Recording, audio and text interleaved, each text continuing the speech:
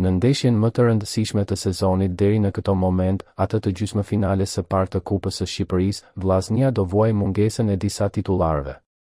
Trajneri Tomas Brdarić do të ketë me të vërtet një dhimbje koke për të ndërtuar një formacion kundër Dinamos, ku tashmë e konfirmuar është mungesa e Bekim Balajt, ndërsa jashtë sfide duket edhe Bajrami e në dyshim edhe futbollistë, si Stojanović dhe Mensah.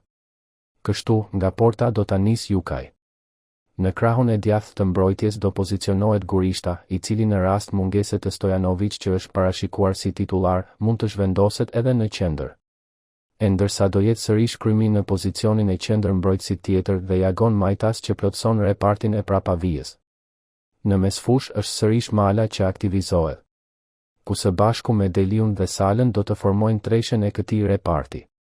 Në sulm, në mungesë të Balajt do ta udhëheqë repartin e avancuar Mensah. Me Ganezin që po ashtu ka shprehur shqetësime fizike në ndeshjen e fundit kundër Dinamos në kampionat. Nga krahët e sulmit priten Gruda Djathtas dhe Dodaj në majt për të kompletuar formacionin kundër Dinamos që shfaqet me shumë dilemash për 9 herë kampionët e vendit.